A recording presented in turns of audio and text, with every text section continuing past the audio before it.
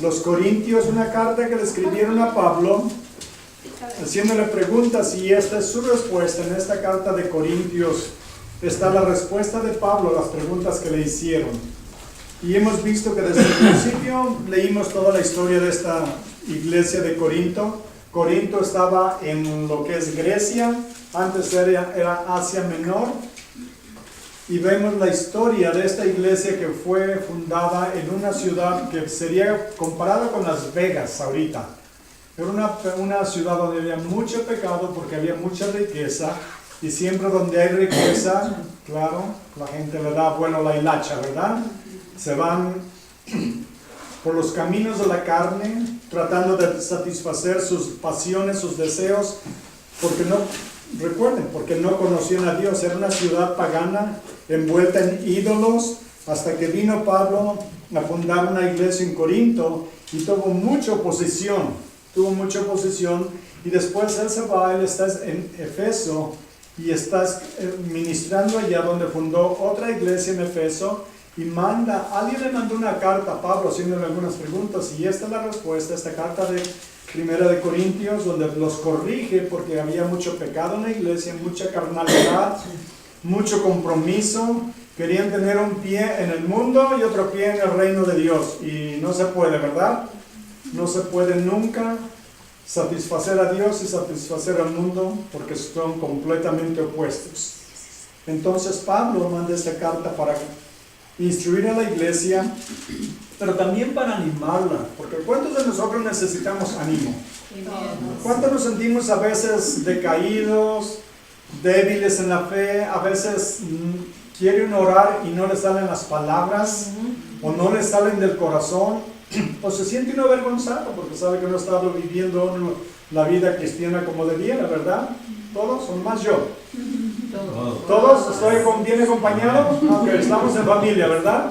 Todos tenemos debilidades, todos tenemos tiempos donde nos sentimos desanimados. Aún Pablo algunas veces estaba tan desanimado que decía que desesperaron hasta de la vida, pensaba que iba a morir. Les comentaba anteriormente que una de las personas más que se deprimen más y se desaniman son los pastores. Porque la gente cuando tiene un problema va al pastor, pero el pastor ¿a dónde va cuando tiene un problema? ¿Verdad? Bendito sea Dios que aquí tenemos una familia que ora por nosotros, que nos apoyan, que nos bendicen, que nos ayudan, están con nosotros. Y el otro día vengo y encuentro todo bien podado, todo rastrillado, todo limpio, completamente, porque una pareja muy linda vinieron y limpiaron todo. Y el sábado estuvimos en el edificio trabajando, y ahí vinieron hermanos y anduvimos echándole vuelo a la hilacha, limpiando, ordenando, arreglando, y el edificio cada día está mejor. Tenemos una familia muy sólida, muy linda, que nos apoya mucho, y eso nos da ánimo para seguir adelante. Alguien me decía un día, porque a veces se desanima uno, ¿verdad? Porque pues hay personas que uno ama y las ve uno como que se empiezan a enfriar, dejan de venir, vienen una vez al mes o 2 veces al mes, y luego empiezan a titubear en su caminar porque están débiles, y uno pues los invita, los anima, los llama, y uno que más quisiera que estuvieran aquí, ¿verdad? Pero, y como os digo, a veces desanima a uno, pero bendito sea Dios que vienen otros a levantarnos las manos, como a Moisés cuando se cansaba, ¿verdad? Y de eso trata la iglesia. Pablo les escribe esta carta para corregirlos, para exhortarlos, y también para animarlos, y al mismo tiempo para que lo animen a él, porque todos nos necesitamos, somos un cuerpo, ¿verdad? ¿Qué sucede cuando una pierna le duele a uno? Todo el cuerpo se descompone, ¿verdad? Todo duele. Se los digo por experiencia, cuando me tuvieron que hacer esta operación, porque a veces iba caminando y casi me caía ya por el dolor, y no me acordaba yo de la mano izquierda ni de la oreja derecha, ¿saben? Ni pensaba en ella. ¿Por qué? Porque toda la atención estaba concentrada en la cadera, que me dolía. Y a veces en la iglesia resulta lo mismo. Hay personas que están pasando por una crisis, por un problema grande, y es cuando nos necesitamos unos a otros. Y es cuando debemos de llamar Pasan las buenas. Es cuando necesitamos llamar uno a otro y decir, necesito oración. Oren por mí, estoy pasando por una prueba, tengo un problema, oren por mí. No necesitan decirnos si no quieren cuál es el problema, simplemente digan necesitamos oración, ¿verdad? Así es de que Pablo siempre pedía las oraciones de la iglesia, porque Pablo era como nosotros, aunque fue un gran misionero, Pablo era un ser humano como nosotros que necesitaba el apoyo y la oración y la bendición de sus hermanos. Así es de que por eso les pedía la oración. Vamos comenzando, versículo 1 del capítulo 16, el último capítulo de esta carta de Corintios. En cuanto a la ofrenda para los santos, haced vosotros también de la manera que ordené en las iglesias de Galacia. Había dado órdenes a una iglesia que estaba en la ciudad de Galacia, y ahora les dice a los de Corinto, dice, cada primer día de la semana, cada uno de ustedes ponga aparte algo según haya prosperado, guardándolo para que cuando yo llegue no se recojan entonces ofrendas. Pablo está diciendo, ¿se dan cuenta? Este es un regalo que está pidiendo para la iglesia de Jerusalén. Un poco de historia. La iglesia de Jerusalén, ahí nació la iglesia cristiana, ¿verdad? El día de Pentecostés, 50 días después de la Pascua, cuando estaban todos los discípulos en el aposento alto reunidos, que eran como unos 120, descendió el Espíritu Santo, dice, como lenguas de fuego, y se posó sobre las cabezas de todos, y empezaron a hablar en diferentes idiomas, predicando y pregonando el Evangelio, ¿verdad? Ahí nació la iglesia, ahí nacieron los guerreros, porque los que estaban escondidos antes a piedra y cal, cerrados con llave, las luces apagadas y hablando despacio, porque tenían miedo los judíos que vinieran y los arrestaran como a Jesús y los mataran como al Señor Jesús. Cuando vino el Espíritu Santo, los llenó y les dio las fuerzas que después salieron a predicar el Evangelio y transformaron el mundo, ¿verdad? Por el poder del Espíritu Santo.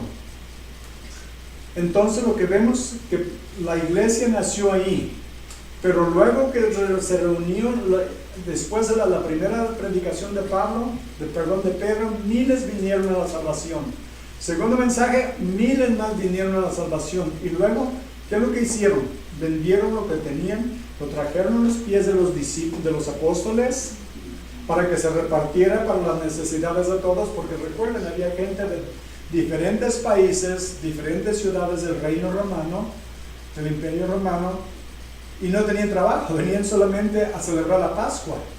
Cuando oyeron el mensaje de salvación que el Señor Jesús había resucitado de los muertos, y lo habían visto, habían hablado con Él, habían comido con Él, la iglesia creció, y toda esa gente que vino no tenía dónde vivir ni qué comer. Entonces se repartieron entre todos, o sea, los apóstoles dieron comida. ¿Recuerdan? Fue cuando escogieron los 7 diáconos para que repartieran la comida. Pero saben que todo se acaba cuando no está entrando más. Entonces se acabó. En ese tiempo hubo una gran sequía, una hambruna en todo el reino, sobre todo en Judea, que es donde estaba Jerusalén, y había mucha pobreza. Entonces Pablo por eso está pidiendo a las iglesias que la gran mayoría son gentiles para ayudar a los hermanos judíos.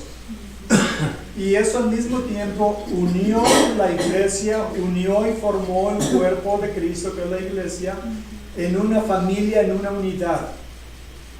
Y por eso le está pidiendo que pongan algo de lo que Dios los ha prosperado. Ahora, hay a veces que me han preguntado, el diezmo es ¿qué es lo que debemos de dar el diezmo, verdad? Yes. ¿Es legal o no es legal? ¿Es obligatorio o no es obligatorio? Al Señor Jesús, cuando vinieron a preguntarle una vez que si era lícito pagar tributo a César, impuestos a César, ¿verdad? Le dijo, denme una moneda. Le dieron la moneda y les dijo, ¿qué inscripción hay en ella? Tienen pues la efigie de César. dijo, pues ahora César lo que es de César, a Dios lo que es de Dios. También digo de los fariseos que ellos diezmaban de todo, hasta del comino y las especias. Dijo, esto debieron de hacer sin dejar de hacer lo demás, lo otro, ¿verdad? O sea que podremos decir, el principio de lo que se da al rey, se le invierte en el reino de Dios. Ahora, no vamos a pedir una segunda colecta, no se preocupen. Vamos a pedir 2 más. No se crean. Es un buen lugar para comenzar. Ahora, si no está en su corazón, no den el diezmo.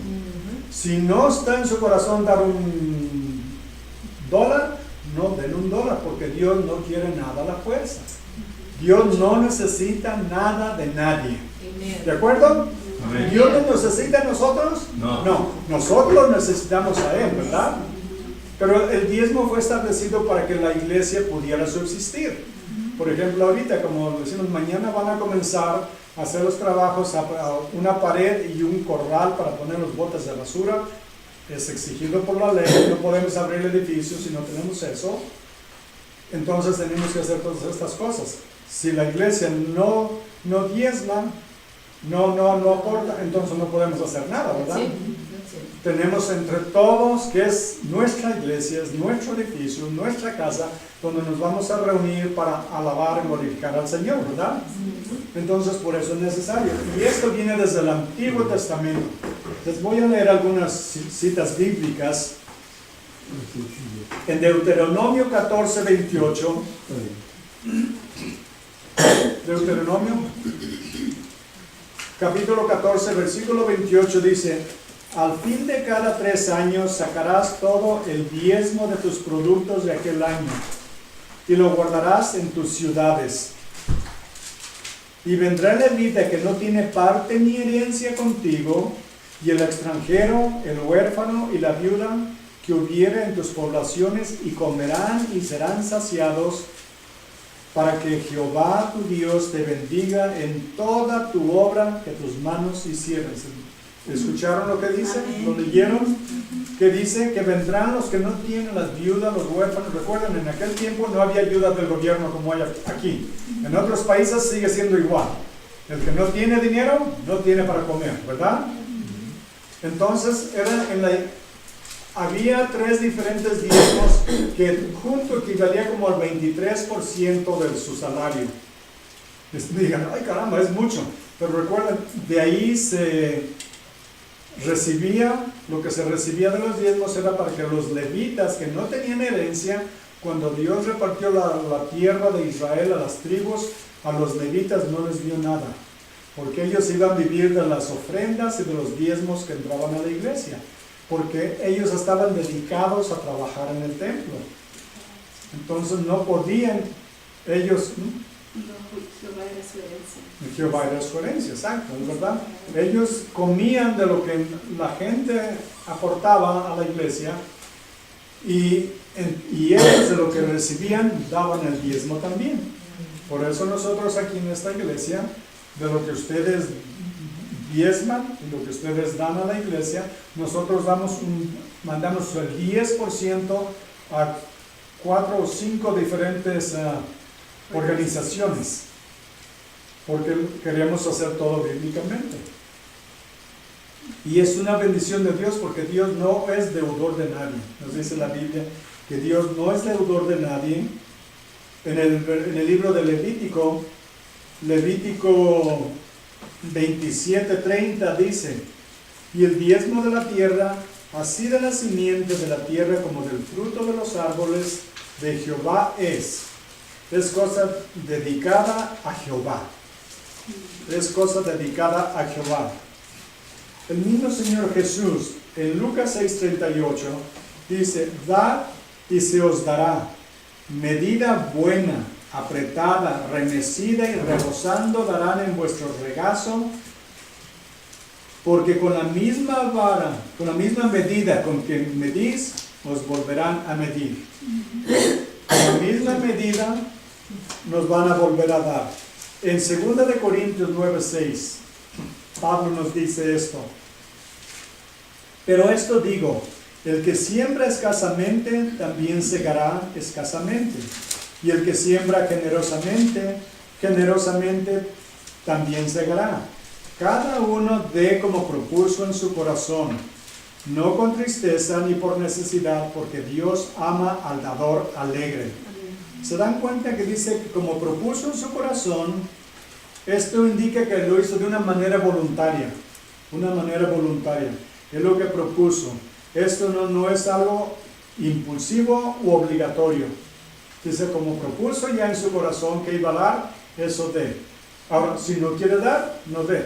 Pero ya vimos lo que dice también la palabra, que según lo que se siembra es lo que se cosecha, ¿verdad?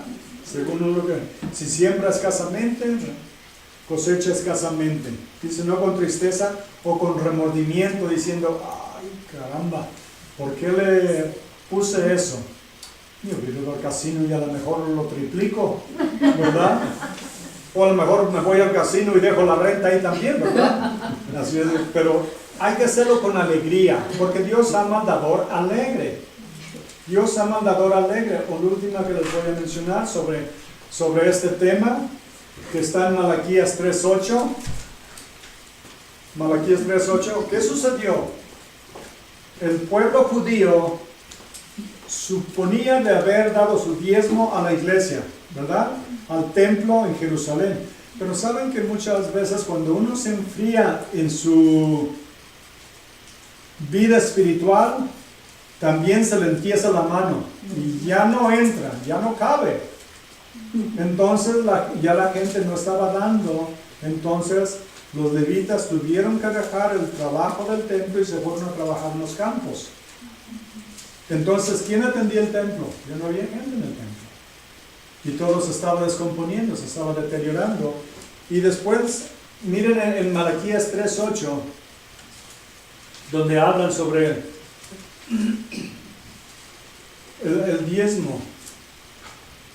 Bueno, vamos comenzando en el versículo 6. El tema va a comenzar en el 8, pero quiero que veamos el primero del versículo 6 en adelante. Dice, porque yo Jehová no cambio. Escuchen por favor bien esta frase. Yo Jehová no cambio. ¿Qué quiere decir? Yo no soy como ustedes. Lo que prometo lo cumplo. Lo que digo lo hago. Lo que digo, eso quise decir. ¿Se dan cuenta que en la Biblia nunca hay un lugar donde diga Dios, me equivoqué? No hay un lugar en la Biblia donde diga Dios, me equivoqué. ¿Acaso el Señor Jesús alguna vez pidió disculpas por lo que hizo? No. Nunca. Nunca ven que corrigió algo que dijo. Nunca. ¿Por qué? Porque Jesús era Dios. Y Dios no se equivoca. Dice, porque yo Jehová no cambio. Por esto, hijos de Jacob no han sido consumidos.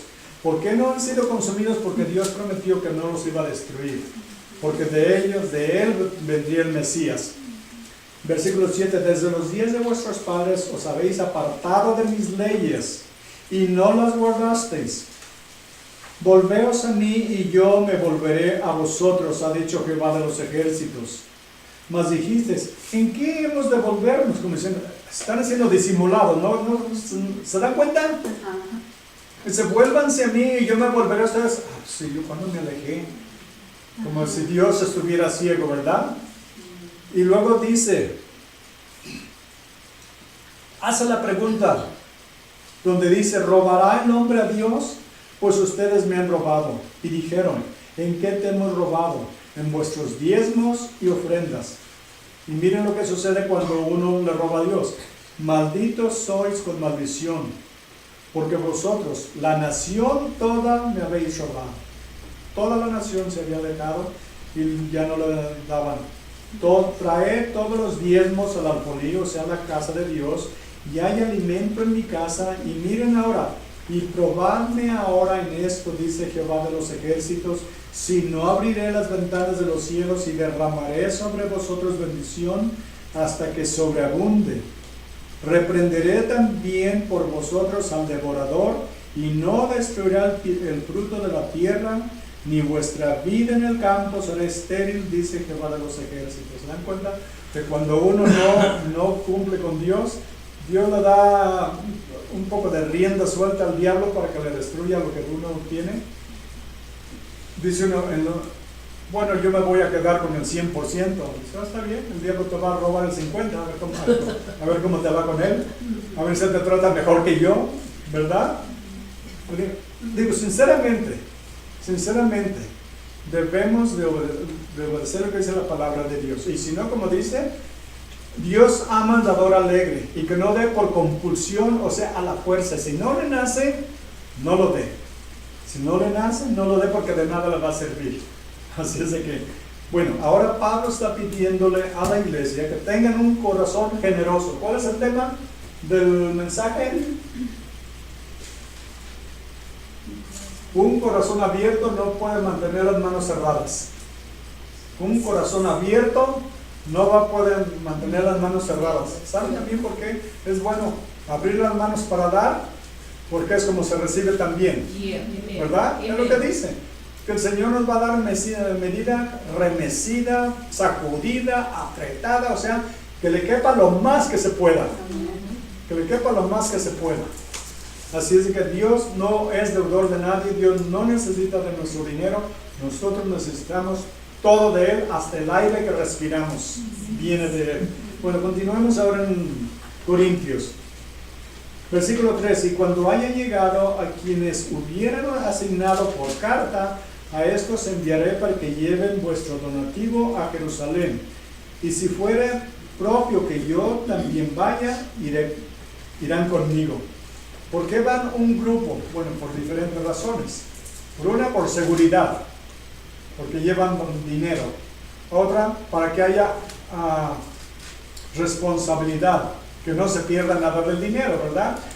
Se dan cuenta que lo llevan en cartas, se juntó el dinero, se contó, se hizo un recibo o se apuntó la cantidad, se selló el sobre, se les dio y llévenlo, y cuando lo abran, ahí van a ver en la carta lo que debieron de haber llevado. Para que no haya ningún chanchullo, como decimos hablando, ¿verdad? No haya ninguna trampa, ¿verdad? Aquí en la iglesia, ¿saben? Yo no puedo escribir ni un cheque desde la iglesia. Los líderes que están en la comitiva, ellos son los que pueden escribir cheques. Pero como es cheques, todo queda bien en claro.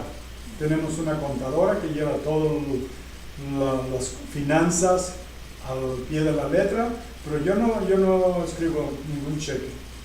Para que no digan, no, pues el pastor se debe estar sirviendo con la cuchara grande, ¿verdad? No, yo no sé lo que dan, no sé quién dan, no sé cuánto dan. Es entre ustedes y el Señor.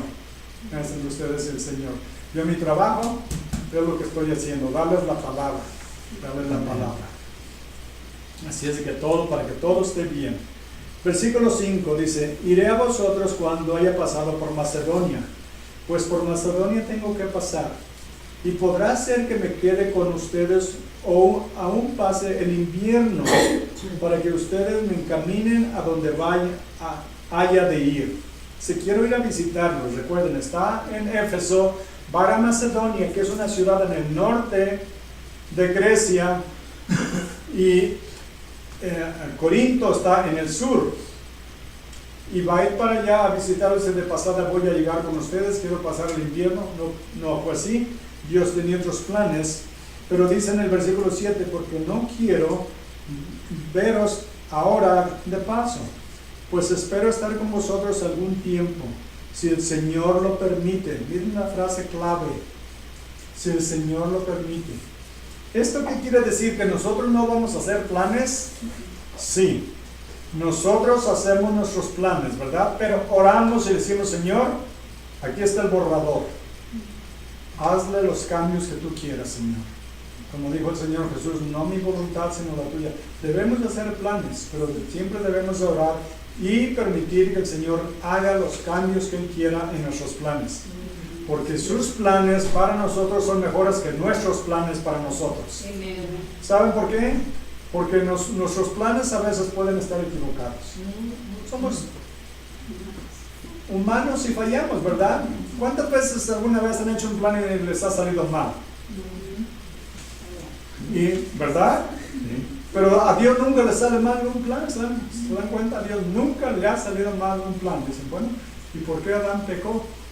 Dios sabía de que iba a pecar desde antes de crearlo, porque dice que el Señor Jesús fue inmolado desde antes de la fundación del mundo, lo que quiere decir que Dios antes de crear a Adán sabía que Adán iba a pecar y que todos nosotros íbamos a ser pecadores, y Él sabía cómo iba a solucionar el problema de la desobediencia del hombre enviando a su Hijo a morir en la cruz. Dios nunca se equivoca. Es más, Dios no tiene un plan B. Plan B es por si le falla a uno el plan A. Dios, el plan que tiene siempre es el perfecto. Oramos, hacemos nuestros planes y oramos. Claro, buscamos la voluntad del Señor para nuestros planes, en oración. Y luego los hacemos. Y luego volvemos a orar y decimos, Señor, si es tu voluntad. Pablo sabía, él tenía sus planes, acabamos de leerlo. Quería pasar el invierno con ellos, pero ¿qué dice? ¿Cuál fue la frase? Si el Señor lo permite.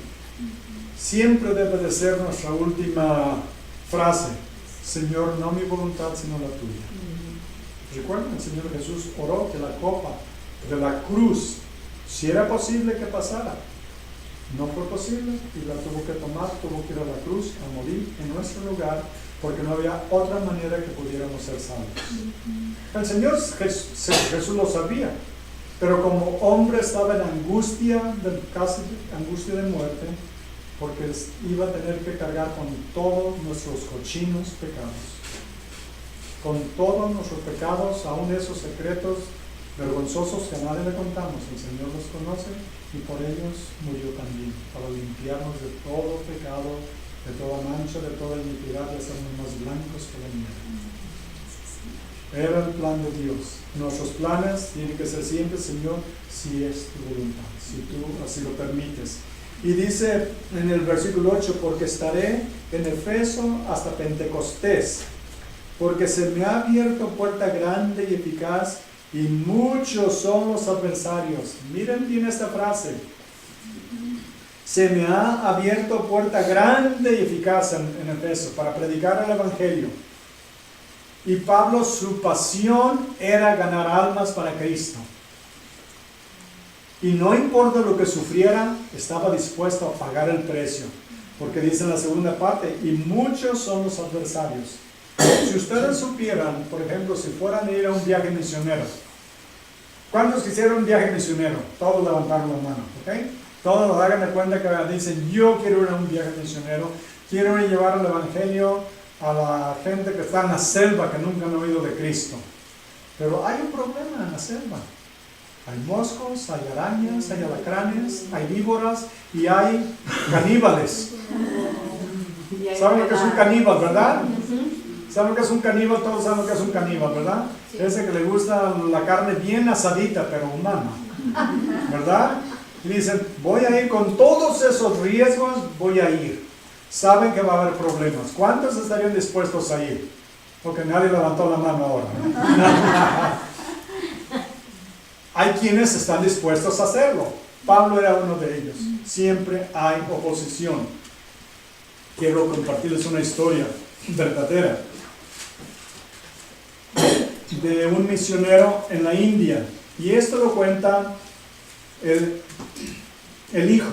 Cuenta la historia de sus padres que estuvieron en la India por muchos años y no hubieron convertidos por mucho tiempo, y es porque uno de los sacerdotes de la religión hindú le decía a la gente que si iban a escuchar a los cristianos, sus vacas se iban a morir. Y los que fueron a visitar a los cristianos, sus vacas empezaron a morir. Por un pequeño detalle, el sacerdote estaba envenenando las vacas, para que vieran que lo que él decía se cumplía. Pero pasó el tiempo, vino una gran epidemia después de la Primera Guerra Mundial, 1917-18 por ahí. Y muchísima gente, miles murieron en la India. Entonces esta familia, y su esposa, cocinaban ollas grandes de sopa y las llevaban a los enfermos, a los hindúes.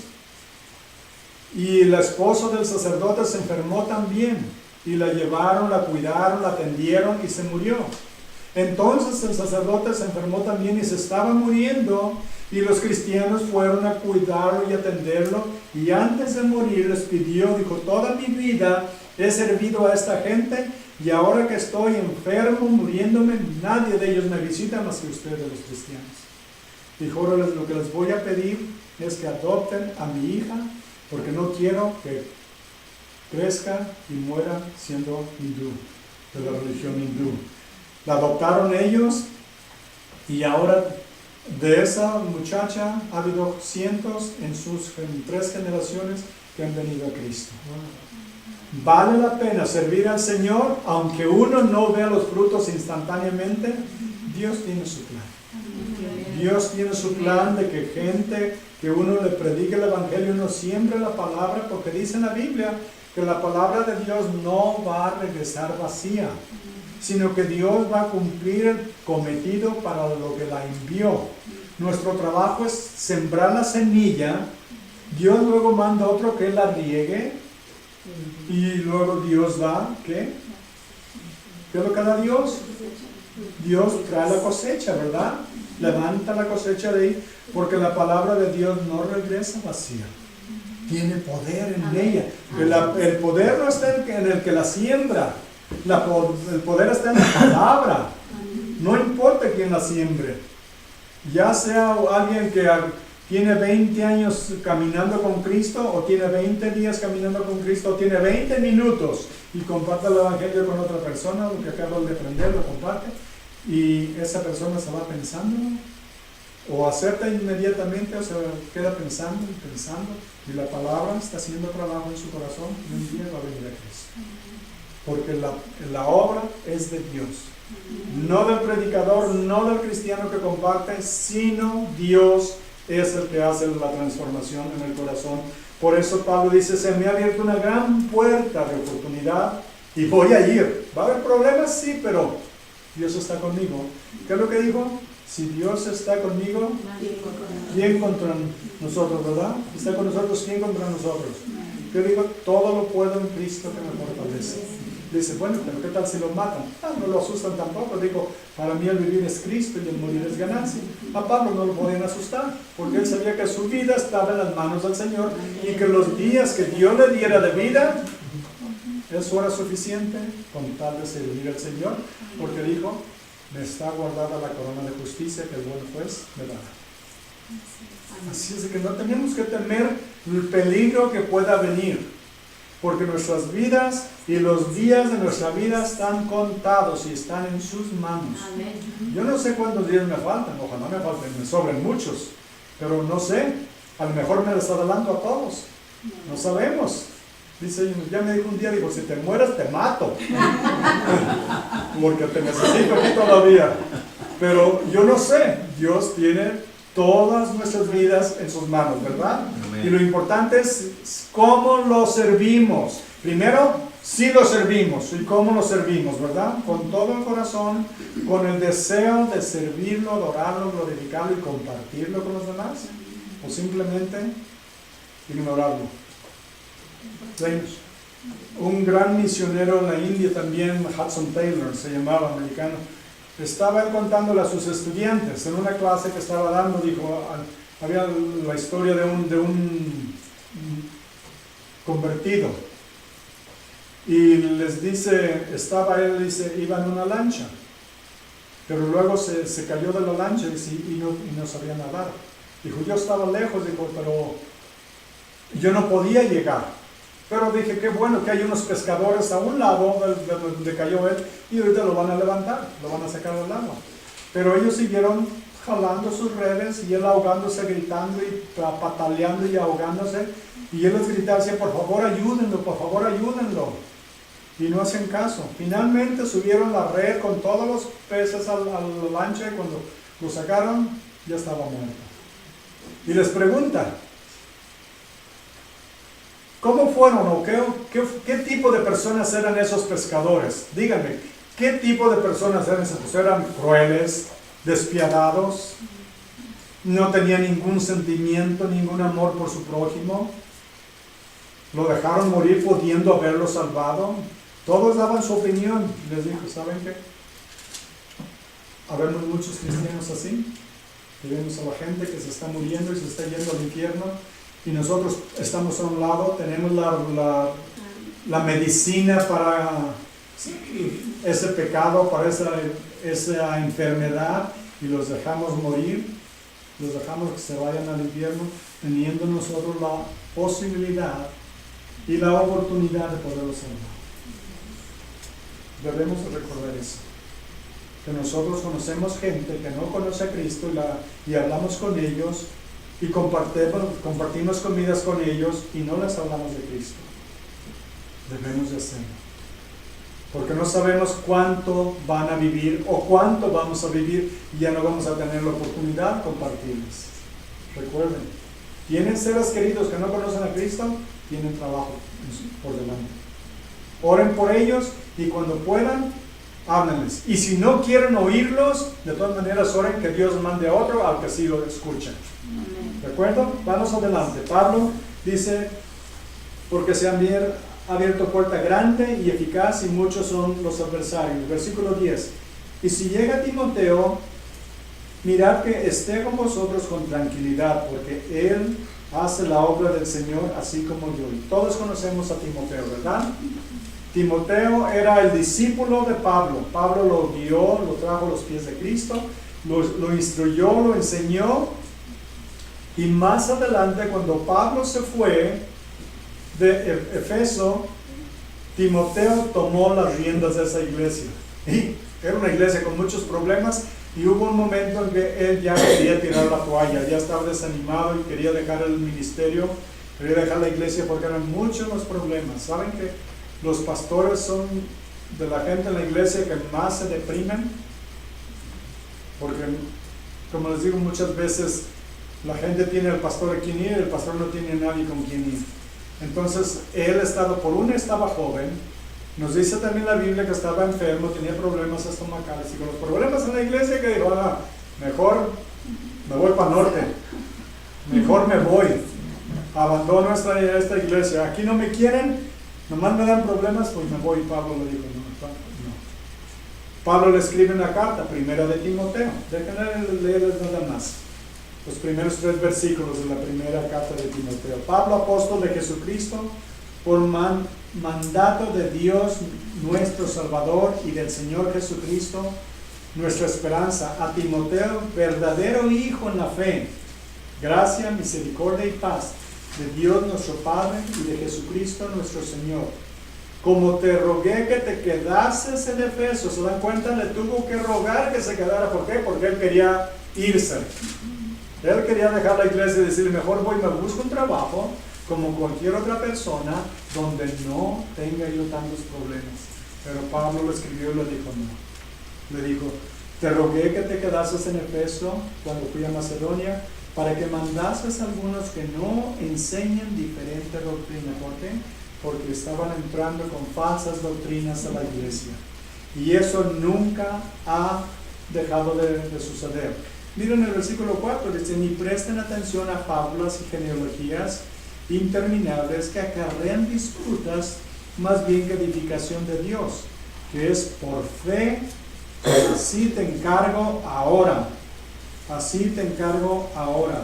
que sigas enseñando y corrigiendo en la iglesia. Era el llamado que Dios le dio y Pablo no lo va a dejar que abandone la carrera tan fácilmente. Bueno, ese es Timoteo. Versículo 11, volvamos a 1 Corintios 15. 16. Por tanto, nadie le tenga en poco, porque estaba joven, sino encamínenlo en paz para que venga a mí, porque le espero con los hermanos. Y menciona a otros, acerca del hermano Apolos, mucho le rogué que se quedase, que fuese a vosotros con los hermanos, mas de ninguna manera tuvo voluntad de ir por ahora, pero irá cuando tenga oportunidad. Apolos era un hombre con mucha habilidad oratoria, tenía una gran habilidad para predicar. Y aunque Pablo era superior siendo apóstol, no lo obliga. Le rogó, le suplicó que fuera, pero él no quiso ir hasta más adelante. Vamos conociéndolo un poco más en Hechos 18:24. Hechos 18:24.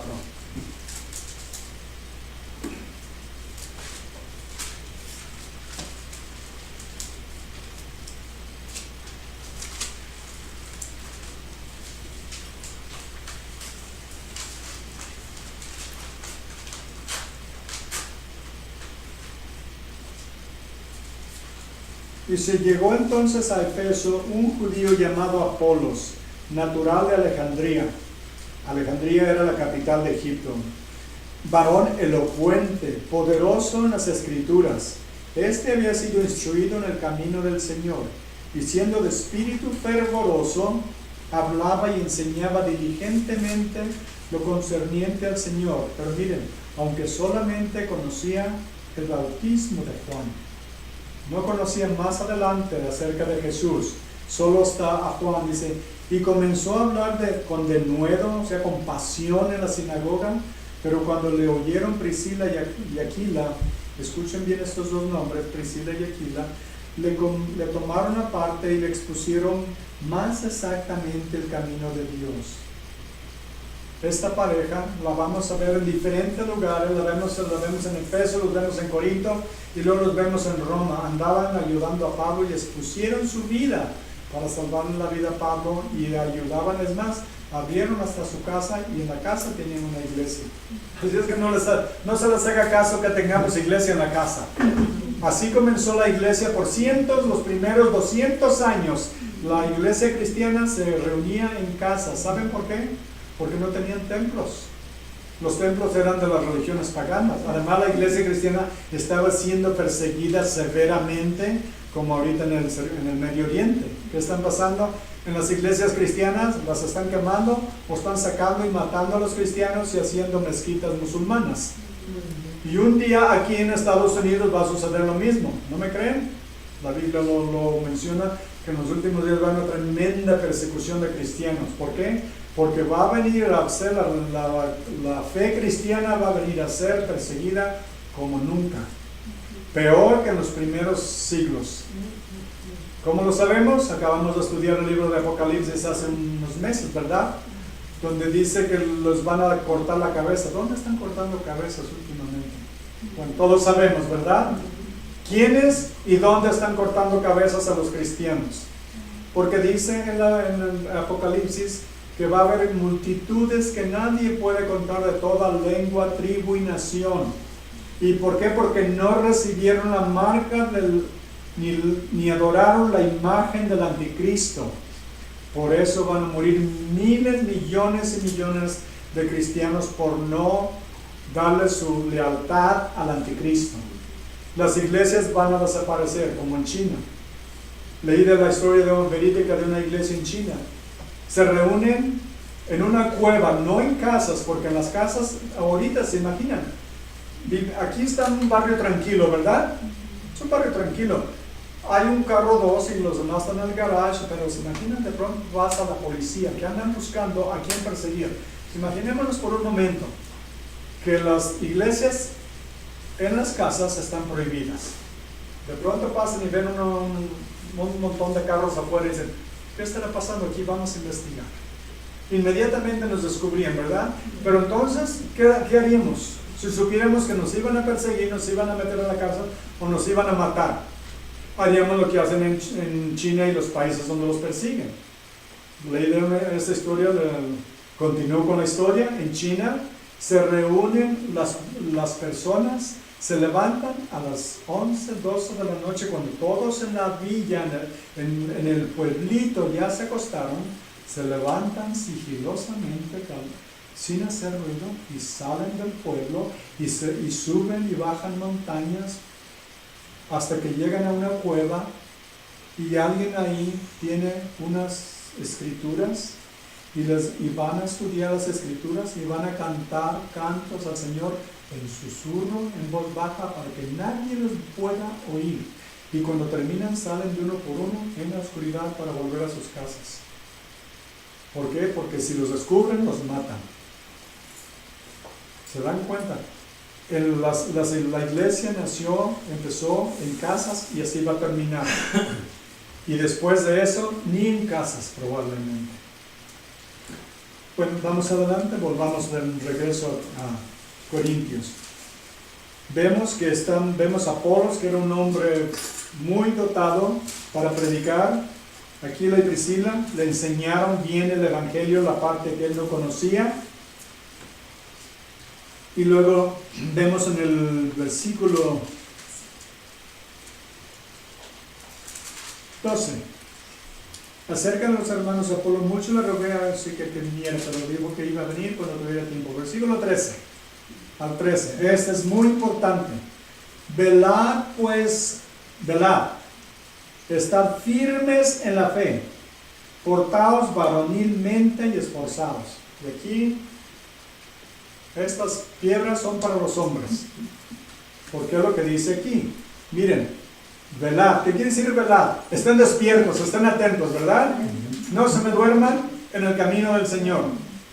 No se tomen vacaciones de caminar con Cristo. Estén alertas, como un soldado. Velad. Estar firmes en la fe. No titubear. No comprometerse. No hacer nada contrario a la palabra de Dios. No se escondan, yo los vi. Pórtense varonilmente. ¿Qué quiere decir eso? Pórtense como hombres. Fájense los pantalones. Eso es lo que quiere decir. Está hablando, dicen, ¿por qué no se está tirando? No, yo simplemente le estoy diciendo lo que dice aquí. Pórtense, dice, varonilmente y esfuércense. Y esfuércense. ¿Saben una diferencia? Lo que notamos nosotros cuando fuimos a Israel. Fuimos al muro de los lamentos. Hay un atrio grande y un atrio chico. En el atrio grande está lleno de hombres. En el atrio chico están las mujeres. Son más los hombres que van a la iglesia que mujeres. Sin embargo, acá, en nuestros países, son más las mujeres que los hombres que van a la iglesia. Lamentablemente, muchas veces las mujeres tienen que tomar los puestos, los títulos de líderes, porque no hay hombres que se fajen los pantalones y tomen los títulos o las posiciones que deben de tomar. Eso es algo para todos los hombres. Por eso dice, pórtense varonilmente. Las mujeres no se pueden portar varonilmente, ¿verdad? Se pueden portar mujerilmente. Mujerilmente, pero no varonilmente, porque los roles ya están cambiados y eso no va con la Biblia, ¿verdad? Así es de que echémosle ganas, hermanos. Dice, todas vuestras cosas sean hechas con amor. Todo lo que hagamos debemos de hacerlo con amor.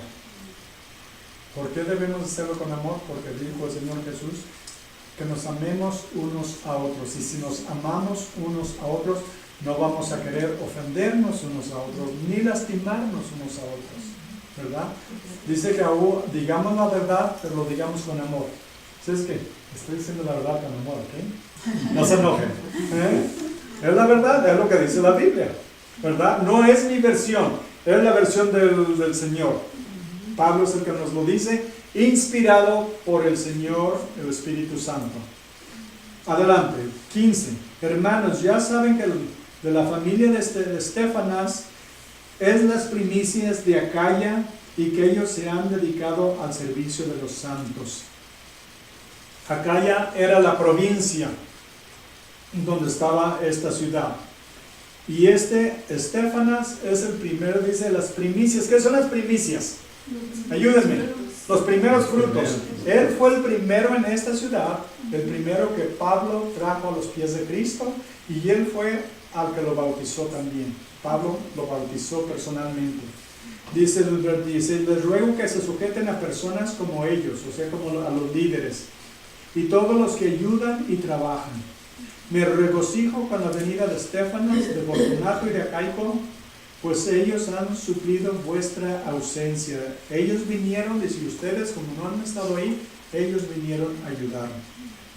Porque confortaron mi espíritu y el vuestro. Reconocer pues a tales personas. Ellos vinieron a, ¿qué dice? A confortar el espíritu de Pablo. Todos necesitamos ayuda, ¿verdad? Emocional o física o del tipo que sea.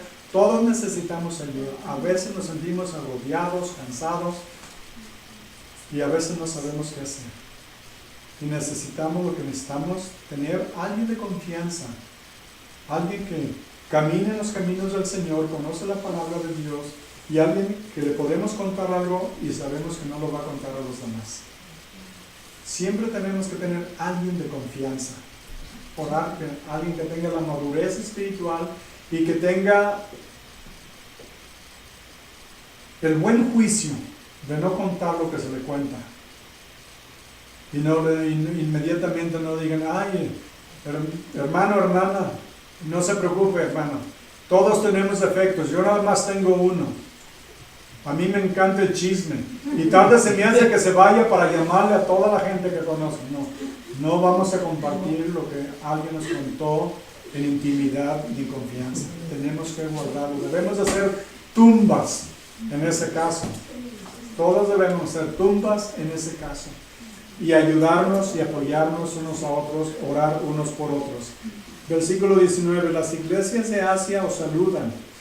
Otra vez, Aquila y Priscila, con la iglesia que está en su casa. ¿Miraron esto? Con la iglesia que está en su casa. Así es de que, como les digo, era normal y es normal en muchos lugares. Las iglesias comienzan en las casas, porque cuando la iglesia comienza no tiene el dinero para comprar un edificio, ni muebles, ni nada, ¿verdad? Empieza en una casa y si el Señor la bendice, empieza a crecer y al rato compran una casa, un edificio, todo destartalado y lo arreglan y ahí se va levantando. Dice, os saludan muchos en el Señor. Versículo 20. Os saludan todos los hermanos, saludados los unos a los otros con ósculo santo. ¿Cuántos conocen la palabra ósculo? Un beso. Eso es, ósculo. Beso. Santa. Sin malicia. Pero esto lo hacían mujeres con mujeres y hombres con hombres. O sea, un beso así de lado. En el Medio Oriente es muy común eso. Por ejemplo, en Sudamérica, en Argentina, los hombres se encuentran y se dan o en el Medio Oriente un beso así, simplemente hacen la finta. Y las mujeres con las mujeres, para que los muchachos no digan, pues el Señor a mí me llamó a ser amoroso, pero más con las muchachas. No, eso no es lo que dice la palabra. ¿Okay? Todo dice santo, y eso quiere decir que es limpio, ¿verdad? Que es limpio. Yo, Pablo, os escribo esta salutación con mi propia mano. Pablo se cree que estaba quedando ciego y él tenía amanuenses o secretarios que escribían sus cartas, y para autentificarlas él solamente las firmaba y con eso autentificaba que la carta había sido redactada por él.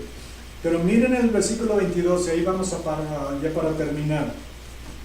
El que no amare al Señor Jesucristo sea anatema. Otra vez, ¿cuántos conocen la palabra anatema? Condenación. Condenación es lo que significa la palabra, es consagrado para destrucción. Consagrado, en otras palabras, dedicado al infierno. El que no ame al Señor Jesucristo es porque no cree en el Señor Jesucristo, ¿verdad? El mismo Señor Jesucristo lo dijo. ¿Saben dónde está? Juan 3, 16 al 18. El 3:16 lo conocemos bien, pero el 17 y sobre todo el 18 no lo conocemos tan bien. Vamos a ir, vayan conmigo. Juan 3, 16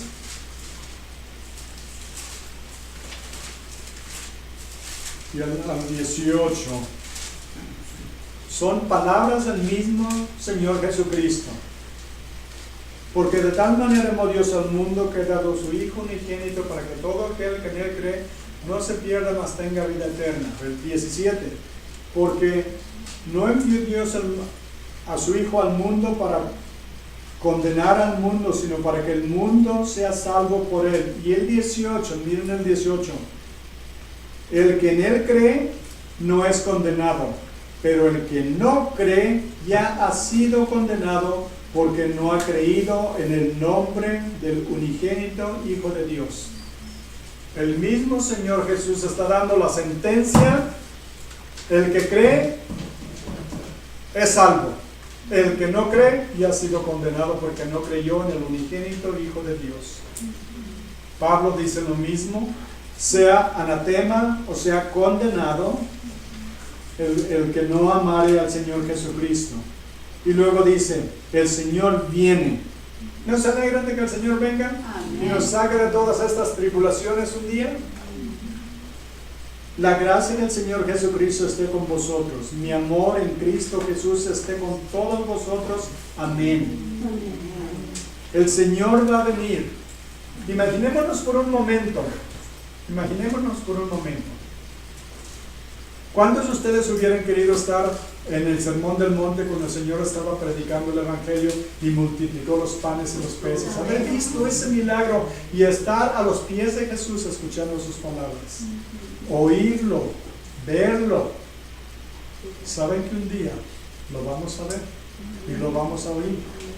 Pero saben que si hubieran estado ahí después de ese tiempo, hubieran tenido que regresar a sus casas y de otro día ir a trabajar y luego se iban a enfermar y luego iban a tener problemas en su matrimonio. Y es la vida en este mundo, pero saben que un día cuando estemos en la presencia del Señor lo vamos a ver y no nos vamos a separar más de Él. Y no va a haber enfermedades, no va a haber muerte, no va a haber dolor, no va a haber lágrimas. Es más, dice que Él enjugará toda lágrima de nuestros ojos. Imagínense estar en la presencia del Señor para siempre en un lugar perfecto. Nunca más habrá pecado, nunca habrá más un mal pensamiento en su mente. Nunca más se sentirán avergonzados por algo que hicieron o porque no hicieron lo que debían de hacer, lo que sea. Imagínense un lugar perfecto, maravilloso, increíble en la presencia de Dios. Eso es lo que Dios tiene destinado para los que lo aman. ¿No se alegran? El Señor viene y va a venir por cada uno, va a venir en el rapto. Pero si no, el rapto no sucede, por decir, en los próximos 50 años, por decirlo así. Que ojalá y suceda en los próximos 20 días. Pero si no vienen 50 años, la mayoría de nosotros ya vamos a estar en la presencia del Señor. Para nosotros, ese momento es cuando Él viene. Él viene por nosotros. ¿Saben que para el cristiano el mejor día de su vida es el día de su muerte? Es mejor que el día del nacimiento. Porque para nosotros el día más maravilloso y más significativo para un cristiano no es el 25 de diciembre, que celebramos el nacimiento de nuestro Señor Jesucristo. El día más maravilloso para el cristiano es el día de la resurrección de nuestro Señor. Porque eso selló y autentificó que era el Hijo de Dios y que ascendió al cielo. Y entonces el día de nuestra muerte es el mejor porque es el día de nuestra graduación, en que vamos a la presencia del Señor para siempre, para siempre. Así es de que anímense, como dice con estas palabras, anímense unos a otros, el Señor viene. Y mientras sirvámoslo lo mejor que podamos con todo el corazón. Y recuerden del hombre que se estaba ahogando.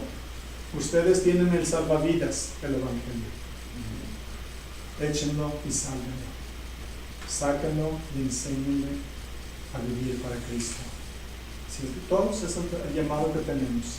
Así es que pidámosle a Dios que nos dé el valor y las oportunidades, como le abrió las puertas a Pablo, que nos la abra a nosotros también. Y aunque tengamos problemas como él, el Señor está con nosotros. Amén. A Él sea la gloria para siempre. Señor bendito, te adoramos y te glorificamos en el nombre más glorioso y maravilloso del universo, el nombre del Señor Jesucristo, Jesús de Nazaret, el que dio su vida por nosotros. En ese nombre, Padre Santo y Espíritu Santo, te damos las gracias y nos dedicamos por completo a ti. Amén. Amén. Dios los bendiga, mis hermanos. Se ponen de pie, tenemos un canto más y vamos a alabar y